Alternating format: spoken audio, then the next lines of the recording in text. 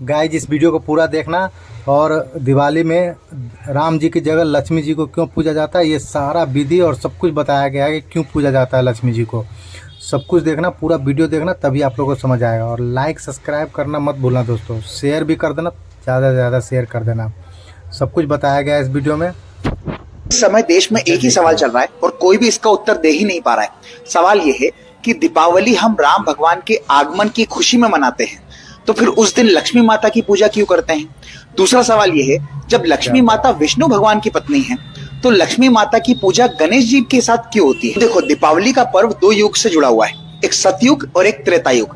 सतयुग में समुद्र के दौरान लक्ष्मी जी प्रकट हुई थी इसी दिन, इसलिए इसी दिन दिवाली के दिन लक्ष्मी माता की पूजा होती है। और त्रेता युग में राम भगवान भी इसी दिन दिवाली के दिन ही अयोध्या वापस आए थे 14 वर्ष के वनवास को पूरा करके, और अयोध्या वासियों ने उनके स्वागत के लिए घरों घर में दीप जलाए थे। इसलिए दीपावली को हम दीप भी जलाते हैं और लक्ष्मी माता की पूजा भी करते हैं। अब बात करते हैं दूसरे सवाल की कि लक्ष्मी माता के साथ गणेश जी की पूजा क्यों की जाती है, जबकि पूजा करना चाहिए था विष्णु भगवान के साथ, क्योंकि विष्णु भगवान की वो पत्नी है। तो इसकी एक कहानी सुनो। समुद्र मंथन के दौरान जब लक्ष्मी जी प्रकट हुई थी तो लक्ष्मी जी का विवाह हुआ था विष्णु भगवान के साथ।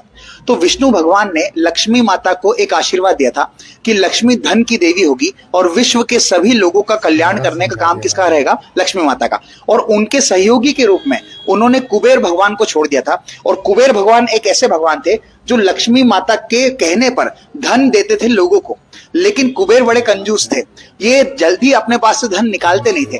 तो लक्ष्मी माता विष्णु भगवान के पास जाकर उनसे ये अपनी परेशानी बताती है। तो विष्णु भगवान बोलते हैं, एक काम करो, कुबेर की जगह किसी और को रख लो। तो लक्ष्मी माता ने बोला, नहीं, यक्षों के राजा कुबेर जो है वो मेरे सबसे बड़े भक्त थे, तो मैं अगर उनको हटाऊंगी तो उनको बहुत बुरा लगेगा।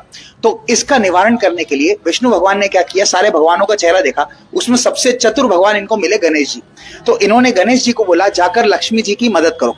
गणेश जी समझ गए कि करना क्या है, तो गणेश जी पहुंच गए किसके पास, कुबेर के पास और लक्ष्मी जी के पास। अब गणेश जी ने कुबेर के सामने ही लक्ष्मी जी से एक वरदान मांगा कि मैं जिसकी भी परेशानी हल करने के लिए बोलूंगा आपको, आप तुरंत उसको हल कर दोगे, कोई किंतु परंतु आप नहीं करोगे, ये मुझसे वादा करो। अब जब भी कोई किसी को परेशानी होती थी, कुछ भी होता था, तो गणेश जी बोलते थे लक्ष्मी माता को, भैया इनको धन की जरूरत है, इनको आप धन दो। तो कुबेर का द्वार खोलने वाले बन गए कौन, गणेश जी। अब कुबेर कुछ नहीं कर पाए, देखते रह गए, जबकि धन किसका था, कुबेर का, लेकिन द्वार खोलने वाले बन गए गणेश जी। इस बात से प्रसन्न हो गई कौन, लक्ष्मी माता। और लक्ष्मी माता ने गणेश जी को वरदान दिया। वरदान ये दिया कि जब भी मैं विष्णु भगवान के साथ नहीं होंगी तो मेरे साथ आप रहोगे और आज से आप मेरे पुत्र हो। देव उठने 11 तक विष्णु भगवान गहरी निंद्रा में होते हैं और सोए हुए होते हैं। और इसी दौरान लक्ष्मी माता पृथ्वी का चक्कर लगाने के लिए घरों घर जाती है, तो वो अपने साथ विष्णु भगवान को नहीं ला पाती, इसलिए वो अपने साथ किसको लाती है, गणेश भगवान को।